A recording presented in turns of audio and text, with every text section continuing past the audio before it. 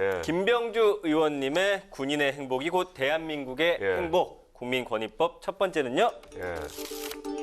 군인이 주소를 옮기면 지역이 쑥쑥. 예. 군장병 도민화법, 주민등록법 개정안입니다. 그렇죠. 군인이 주소를 옮긴다. 이거 뭐 강제로 주소 이전을 해야 하는 법안 이런 건 아닌 거죠? 네, 자기가 선택에 의해서 선택인 거죠. 하도록 했습니다. 네네네. 지금 주민등록법에 의하면은 30일 이상 거주하면 누구나 주민등록지를 옮기게 돼 있어요. 근데 거기 예외 조항이 군인은 예외예요. 특히 영내 거주하는 군인은. 그러다 보니까 군인들은 대단히 불이익이 많습니다. 왜냐하면은 인구에 안 잡히잖아요. 근무하는 지역에. 그렇죠. 인구에 안 잡히니까 인프라 있잖아요. 도로든 상수로든 하수도든 이런 것들이 인구 규모에 따라서 만들어지는데 이런 혜택이 없어요. 지금은 많이 개선됐지만은 일부분은 아직도 계곡물을 쓰는 부대들이 있고 또 하수 종말 처리장이나 하수 처리도 지자체에서 만들어 놨잖아요. 여기 혜택이 없으니까 저 대대급 500명 쓰는 부대들도 자체 정화 시설을 만들어야 되고 아주 어려움이 있어요. 아니 얼마 전에 저도 그 연천에 가서 뭘 행사를 했는데요. 네. 거기 연천도 보니까 뭐 한 3, 4만 이렇게 되더라고요. 네. 군민수가. 예. 근데 말씀하실 때 그렇게 얘기하더라고. 군민은 3, 4만이고 예. 별도의 군인이 또 있어서 네. 뭐 이렇게 예. 따로 설명을 하시더라고요. 그렇죠. 예. 하천군 같은 그러니까요. 경우는 예. 군인 수와 지역 주민이 비슷합니다. 그러니까 지역 주민이 한 곱하기 2만 4천, 2만 5천이고 5만이잖아요, 군인이 합쳐서. 2만 5천이거든요. 그럼 5만이 거주하고 있으면은 5만 명에 관계된 인프라가 구축돼 그렇죠. 있어야 되는데 예. 2만 5천 정도의 인프라가 돼 있으니까 비좁죠, 도로든 모든 것이 불편한 거예요. 이유가 있네. 그러니까 현행 주민등록법 6조 2항에는 네. 영내 기관은 군인은 그가 속한 세대 거주지에서 네. 본인이나 세대주의 신고에 따라 등록하여야 한다라고 규정이 되어 있는데 네. 의원님께서 발의하신 법안에 따르면은 이 부분을 단지 세대의 거주지뿐만 아니라 군영의 주소지가 투여되는 법 조항인 거죠. 예, 예외 조항을 뺀 겁니다. 네. 6조에 예외 조항. 네. 예외로 군부대 내 장병은 예외로 한다 돼 그러니까 있어요. 그 예외를 그게 없애는 1962년도에 만들어진 건데 네. 아마 62년도만 해도 네네. 뭐 안보상, 보안상, 그렇죠, 뭐 그렇죠. 군부대가 노출이 되면 안 된다 네네네. 등등의 이유로 아마 예외를 한 것 그렇지. 같아요. 주소지가 어디면은 다 거기 몰려 있으니까. 예, 몰려 있고 하니까 여러 가지 이유로 안 한 것 예. 같은데 지금은 이제 여건이 바뀌었죠. 그래서 이제는 이런 예외 조항을 좀 제외를 시키고 그렇다면 또 무조건 의무 조항이 되니까 네. 이번에 저는 선택항으로 원하는 사람만. 예, 바꾸었습니다. 아니 이제 이렇게 되면은 지금 말씀을 듣고 보니까 네. 군인이 많은 지역에서는 엄청나게 환영할 것 같고요. 예, 그렇죠. 그리고 경제적 효과도 엄청날 것 같고요. 네. 또 하나는 오히려 군부대를 유치하려고 네. 각 지역마다 그렇죠. 그런 네. 일도 생길 것 같아요. 왜냐하면 인구가 적은 지역에서는 네. 군인들이 오면은 인구수가 늘어나니까. 아, 그럼요. 예. 사회자님 말씀하신 예. 대로 이것은 30년 정도 수건 법안이었어요. 군부대가 있는 지역 지자체는 네네. 인구가 늘어나면 모든 게 좋아지니까 그래서 경제적인 효과도 예. 지자체에도 많아요. 예. 제가 우리 국회 예산정책처에 이걸 문의해서 네. 조사를 시켜봤더니 강원도의 경우는 군부대 내에 있는 인원이 이전을 하게 되면 15만 인구 증가 효과가 나요. 그러면 714억의 교부세도 늘어나는 겁니다. 너무 크네요. 예, 그래서 지역 주민도 윈윈할 수 있는 거고 군인도 또 윈윈할 수 있는 아주 좋은 법안인데 네. 그동안 이런 것들이 소홀히 됐던 것이죠. 예, 우리가 이제 뭐 60만 뭐 이런 예. 얘기 하는데 군인을. 예. 예. 그러면 60만만 싹 데려와도 도시 하나가 그냥 뚝딱 생기는 느낌이니까. 예, 그렇습니다. 대단하네 진짜. 예, 군대 생활하면서 또 우리 장병들이 가장 가슴 아파하는 순간이 네. 툭한 군부대 나가라는 겁니다. 그러니까요. 군부대가 혐오 시설이 예. 아닌데도 그러니까. 도시화가 조금 되면은 약간 느낌이 칙칙하다 예, 이런 그러니까 다른 느낌이에요. 도로 나가라고 하는 남자들만 거죠. 있으니까. 그런데 주민등록법 예, 이것이 되면은- 개정되면은 서로 윈윈할 수 예. 있는 아주 좋은 그것이죠. 예. 그런데 그럼에도 불구하고 의원님의 법안에 대해서 문제를 제기하는 논란. 논란이 있는데 전방 지역의 군부대 이 군부대에 대해서 행정 서비스를 제공하려면은 1년에 몇천억이 든다. 예. 이런 논란이 있는데 이것에 대해서 어떻게 생각하시나요? 아, 그건 뭐 사실과 좀 다르죠. 달라요? 인구가 늘어나면은 네. 행정 서비스 소요가 늘어나는 건 당연하죠. 네, 네. 그럼 어떻게 되겠어요? 동사무소나 면사무소에 네. 공무원이 증가합니다. 네. 그렇죠. 그런 고용 창출 효과도 있는 거예요. 일자리가 늘어나니까. 예, 현재 있는 그런 복지 시설도 늘어나기 때문에 오히려 네. 지자체들은 그런 혜택을 보게 되는 것이죠. 예. 네. 근데 이런 것도 있더라고요.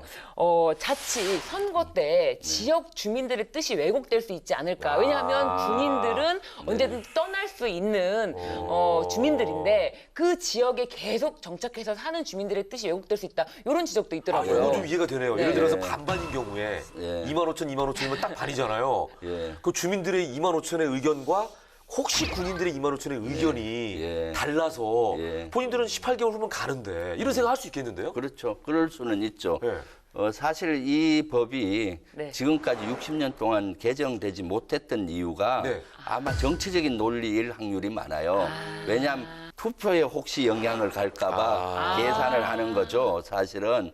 그런데 이것은 저는 장병들을 모독하는 거고 민주주의 가치를 훼손한 거라고 봐요. 네. 장병들이 그거 갔을 때 네. 자기의 권한대로 투표할 권리가 있고 또 학연 지원 혈연과 관계없이 어떻게 하겠어요? 투표를 공정하게 하겠죠. 진짜로 누가 훌륭한 리더인지 네. 누가 그 지역 발전을 위할 것인지를 객관적으로 할 수 있기 때문에 네, 저는 오히려 이것이 개정이 되면은 지역 발전에 획기적으로 발전될 겁니다. 뭐 이렇게 되면은 그 미리 사전 투표 안 해도 되겠네. 네, 그죠? 그렇죠. 부대자가 네, 아니니까. 네, 네. 그죠? 그날 선거 당일날 또 투표해도 되는 거고. 네, 뭐 이런 그렇죠. 여러 가지 행정적인 부분이 또 어떻게 보면 비용이 줄 수도 있겠네요. 줄죠. 예. 네. 앞으로 진짜 이 법안을 통해서 좀 그 지역이 활성화되고 또 말씀하신 이런 긍정적 효과들이 많이 나오길 기대해 보겠습니다. 네. 자, 두 번째 법안으로 넘어가 보겠습니다. 네, 김병주 의원님의 군인이 행복한 나라를 위한 군인권익법. 그 두 번째는요. 제대 군인 보상은 당연한 거 아닙니까? 이 의무복무지원법입니다. 제대한 군인에게 보상, 지원을 하겠다라는 뜻인 거죠? 네, 네, 그렇습니다. 어떤 내용인가요? 의무복무지원법은 예, 예. 실제 군 장병들이 네네네네. 군에 근무하잖아요. 그럼 특별한 희생을 했으면 예. 거기에 합당한 어떤 대우, 지원이나 보상을 처우 해라. 이런 거를 해야 되는 거죠. 근데 그동안 우리 국가는 젊은이들에게 네네. 국방의 의무라는 이름으로 너무 가혹할 정도로 헌신과 희생만 강요했어요. 그러다 보니까 어떻습니까? 시간적인 손해, 네. 경제적인 손해를 많이 봐왔죠. 그래서 최소한의 처우는 개선이 돼야 되겠다라는 취지의 그 법입니다. 그러니까요. 네. 손실에 대한 어떤 데이터 같은 게 있나요, 개인적으로? 이제 네. 경제인문사회연구회라는 곳에서 네네. 2016년에 그 데이터를 발표를 했더라고요. 했어요? 네, 그래서 병사 한 명이 군 복무 때문에 이제 보게 되는 경제적인 손실이 한 4,047만 원 정도 된다. 꽤 크네. 예. 근데 이제 물가 상승률 반영하면 대략 한 4,500만 원 정도 된다라고 좀 추산이 되는데 그리고 이제 2020년에 KDI 조사를 보니까 첫 입사가 1년 늦어지게 되잖아요. 그러면 같은 연령대 근로자에 비해서 네. 향후 10년간 임금이 연평균 한 4에서 8% 정도 낮아지는 걸로 지금 그렇죠. 왜냐면 연공설이라고 그래서 시간이 지나면 지날수록 월급이 올라가니까. 맞습니다. 그래서 추정한 결과가 있어요. 그래서 네. 2018년에 또 청주대 산학협력단에서 조사한 네. 의무복무 장병에 대한 그 설문조사도 있는데 네네.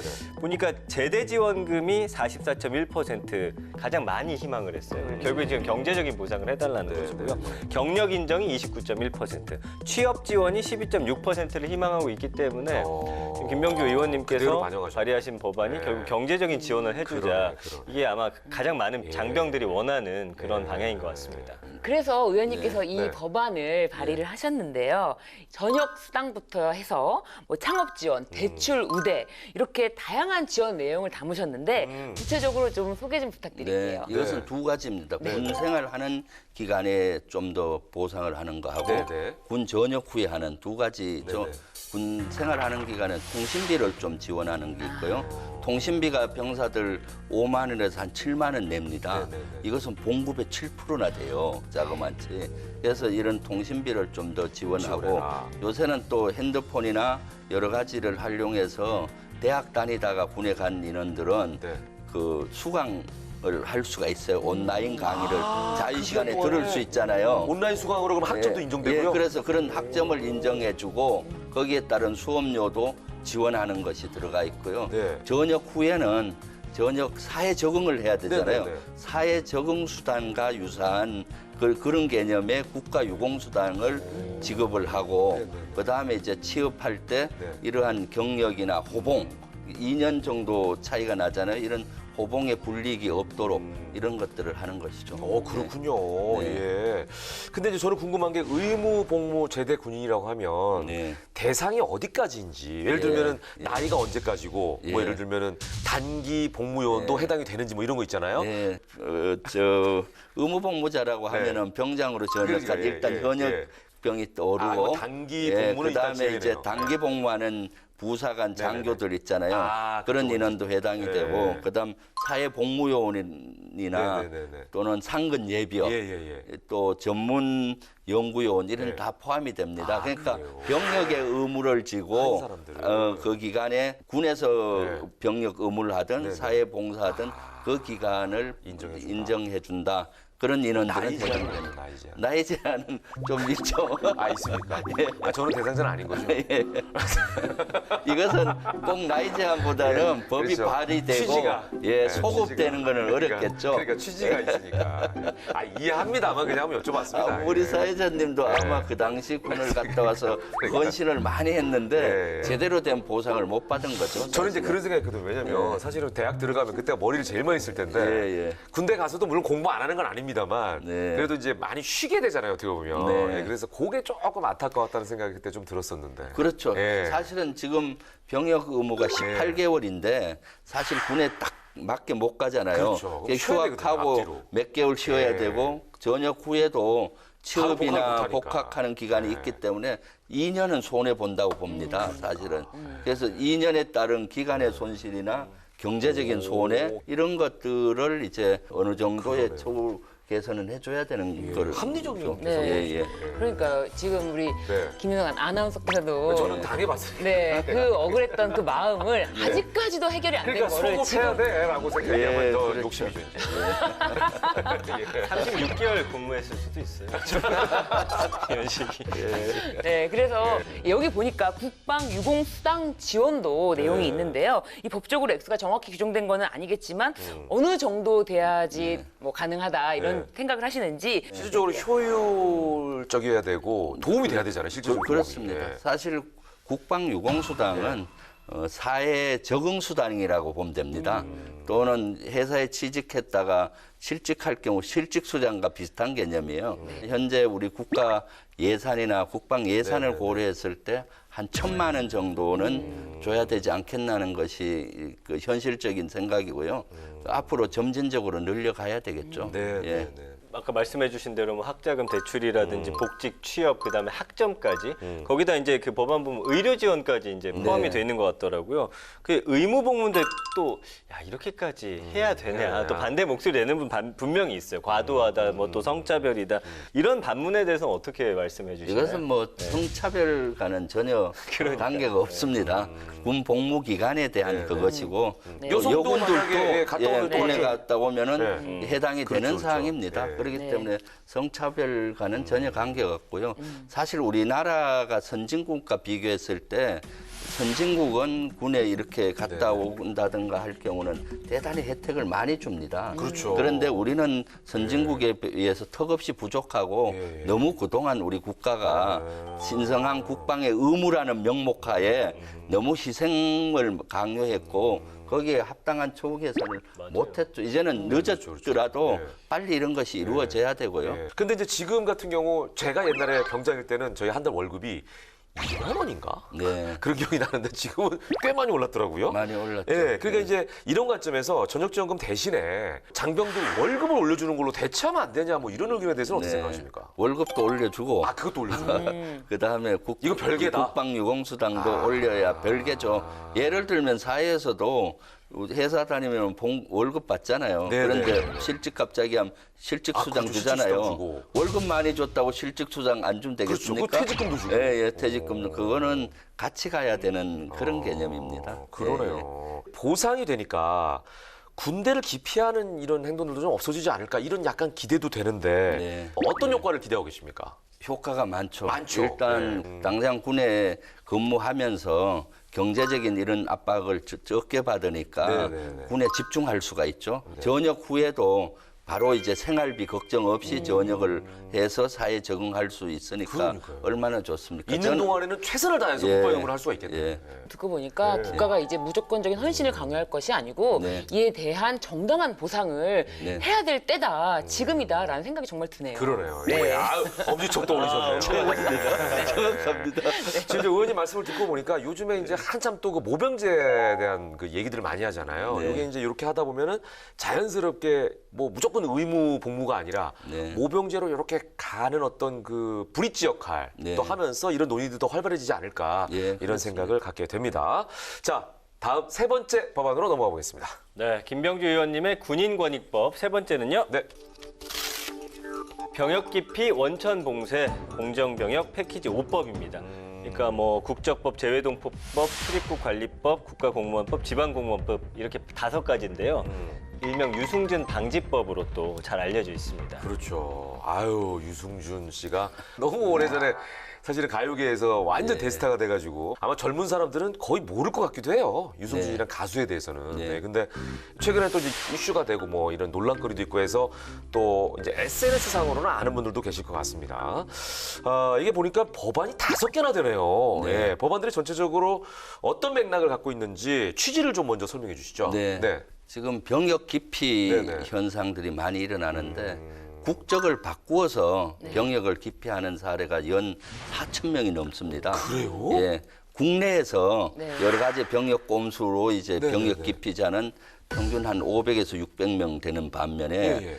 국적을 바꾸어서 하는 경우는 10배네요? 예, 거의 7배 이상 되는 거죠. 엄청난 수거든요. 어마어마하네. 그래서 우리 젊은이들이 병역의 공정의 가치 때문에 대단히 상실감을 느낄 경우가 많아요. 해외 나가서 이제 국적을 바꾸고 예, 예. 대학을 다니고 박사과정, 석사과정 뭐 다 마치고 국내 들어와서 뻗어시 또 일하고 그래서 이런 것들을 원천적으로 막아야 되겠다 해서 법을 좀 더 촘촘히 하기 위해서 5가지 법이 다 연관이 되더라고요. 그래서 5가지 패키지로 이제 발의를 한 것입니다. 예. 네, 그래서 이 5가지 법안으로 된 공정병역법, 네, 핵심 내용을 좀 소개를 부탁드릴게요. 네, 5가지. 국적법 같은 경우는 그동안 애매한 조항이 있었습니다.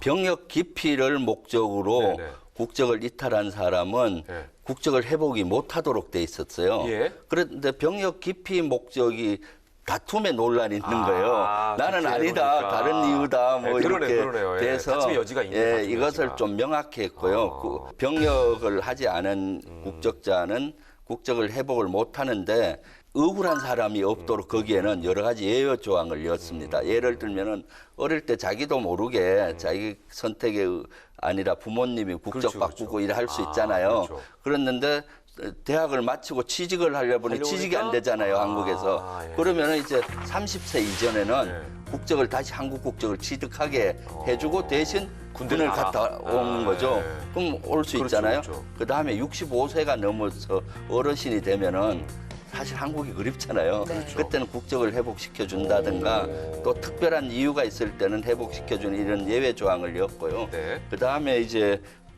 재외동포법. 네. 재외동포들은 사실은 한국 국민과 똑같은 권한을 주기 위해 특별법이 재외동포법입니다. 네. 그래서 F4 비자를 얻으면은 네. 대한민국에 와서 취직도 하고 맞아요. 보험도 네, 들 수가 의료보험 있고 의료보험 혜택도 혜택까지 받고. 들 예, 수가 맞아요, 있어요. 맞아요. 예, 예. 그런데 이제 병역을 기피한 이런 인원들은 목적으로 한 인원 40세까지는 F4 비자를 못 주게 돼 있었는데 45세로 상향을 한 겁니다. 강화시켰네. 이거는 왜냐하면은 네. 기존에 있는 우리 병역법과 이게 맞지가 않는 겁니다. 기존의 병역법에 의하면은 전시에 네. 45세까지 동원이 돼서 군에 갈 수 있게 돼 있어요. 네. 그 민방인가요?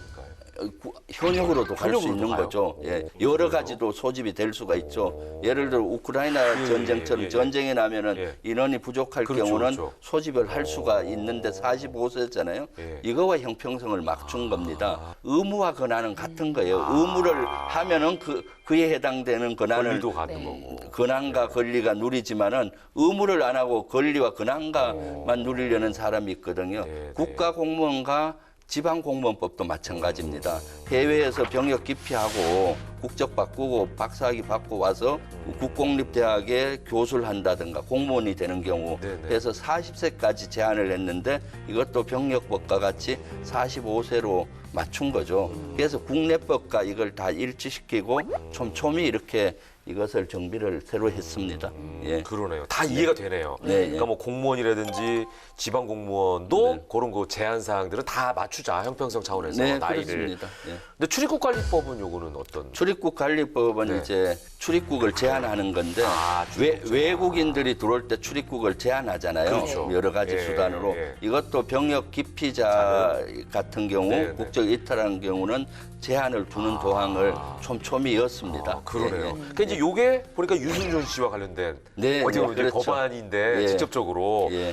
요즘에 유승준 씨가 비자 발급을 두고 계속 소송을 하고 있다는 이제 네. 소식들을 우리가 이제 볼 수가 있고 알 수가 있는데 의원님의 이런 저 공정 병역 패키지 5법이 통과가 되면 이런 그 종지부를 좀 찍을 수 있을까 이런 논란에 네. 이런 좀 기대가 되는데 어떻게 보세요? 저는 충분히 종지부를 네, 찍을 수 예, 있다고 예, 봅니다. 이런 걸 촘촘히 또 법적 다툼이 없게 해놨기 때문에 스티브 유와 같은 논쟁은 이제 앞으로 안 일어날 것이고 이게 이제 그러면 통과가 되면 스티브 유는 이 예. 법적으로 예. 들어올 수 없는 어떤 이런 장치가 되는 거네요. 그거는 뭐 이제 거기에서 따지겠지만 이게 되면은 논란의 여지가 없고 네네. 또 중요한 것은 이제는 국적을 변경해서 병역을 기피하려는 사람이 현저히 줄 겁니다. 네네. 제가 스티브 유에 대해서는 네. 방송을 다른 데서도 해서 아, 좀 그래요? 말씀을 전해드리면은 오, 예. 스티브 유가 국내 못 들어오는 게 아니에요. 네. 스티브 유가 취업 비자를 발급받고자 그렇죠. 했기 때문에 문제가 있는 거지. 그래요. 스티브 유가 병역 기피 목적은 확실했잖아요. 네. 그럼에도 불구하고 혜택, 재외동포로서 혜택을 받고자